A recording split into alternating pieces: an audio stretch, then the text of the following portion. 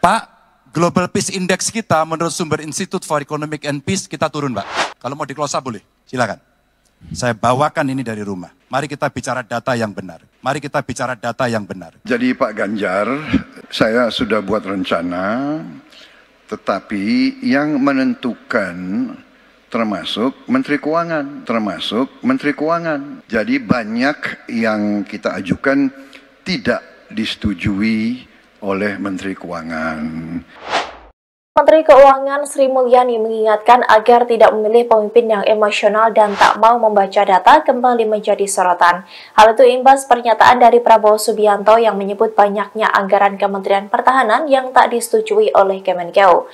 Orang yang nggak bisa baca data mudah sekali diprovokasi. Kasih sedikit, dikilik-kilik, emosi. Mengilik emosi itu gampang banget.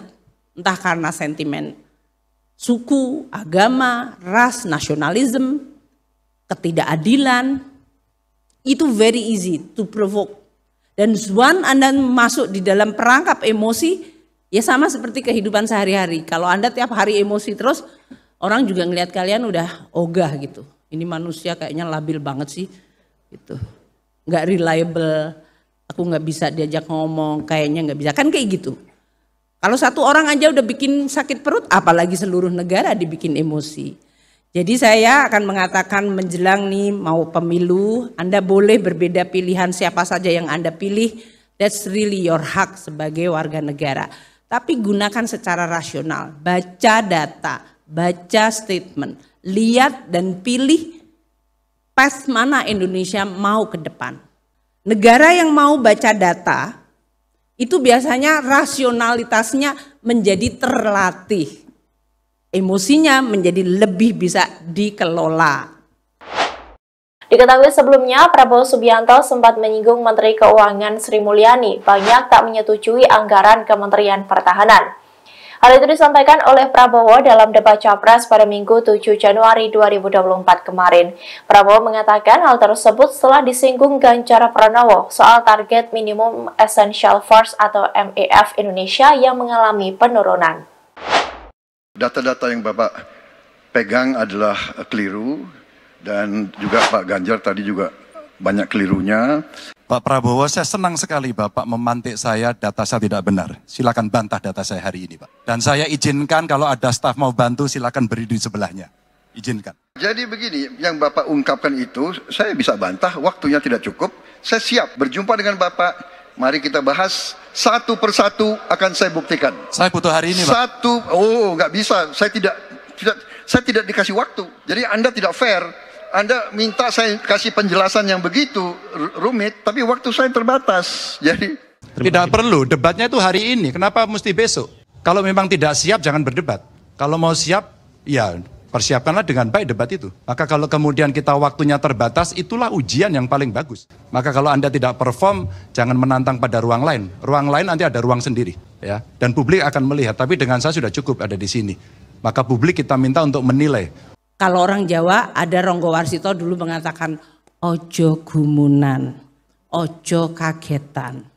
Itu hanya akan terjadi kalau Anda tahu data. You are not going to be gumun. Siapa yang nggak tahu gumun di sini? Gumun is actually amazed. Tiap kali kaget-kaget. Oh kenapa ya Indonesia begini ya? Kenapa dunia begini ya? Tiap kali ada kejadian, tiap hari kita cuman mukanya itu kaget-kaget. Dan gumun-gumun.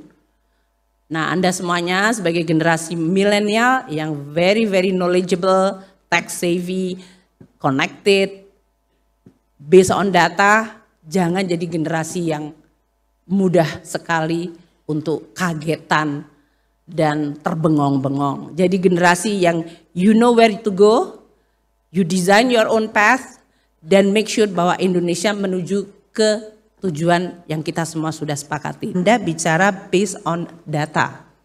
Sehingga kita terbiasa menjadi generasi yang melihat data untuk belajar, menganalisa dan merespons.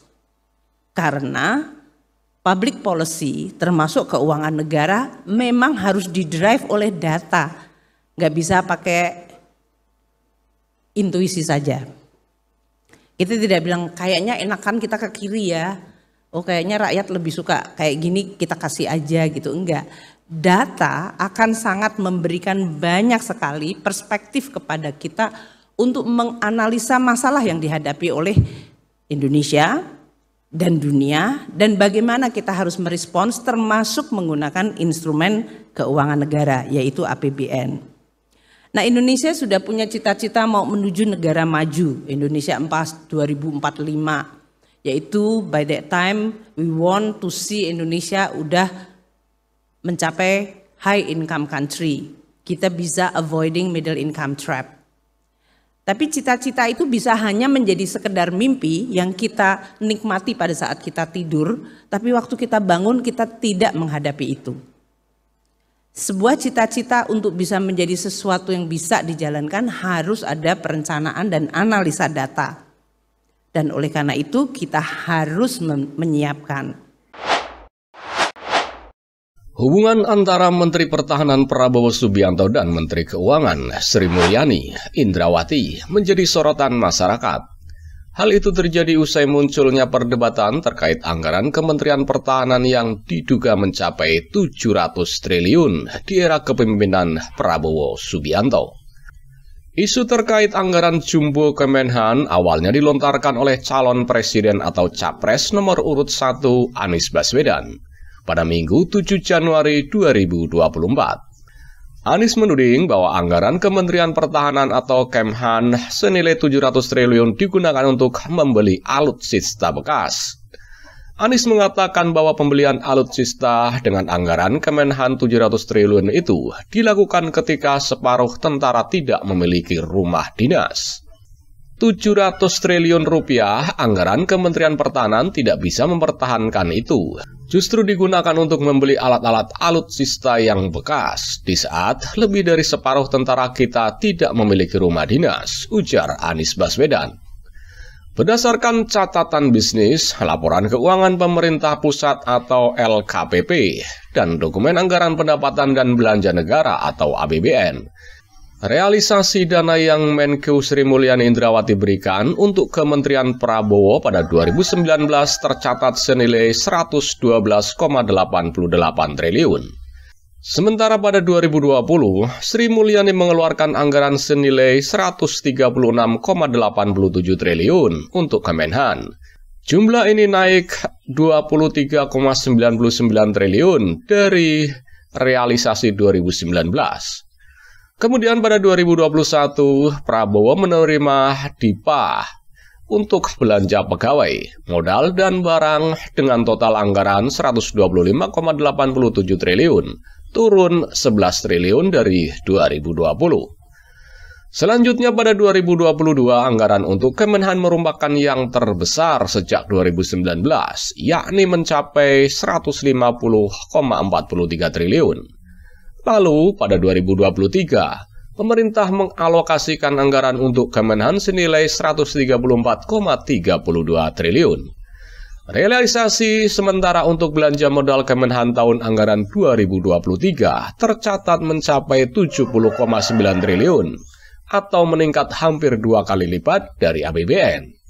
Menanggapi hal tersebut, dosen hubungan internasional Universitas Paramadina, Prasetya Nugraha, menggarisbawahi bahwa pernyataan Anies sebagian benar.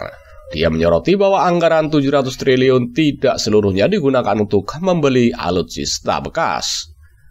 Sebagian benar, karena dalam beberapa aspek misalnya, rencana pembelian 12 jet tempur Mirage 2005 bekas dari Qatar dinyatakan dipending atau dibatalkan pada Januari 2024, kata Prasetya.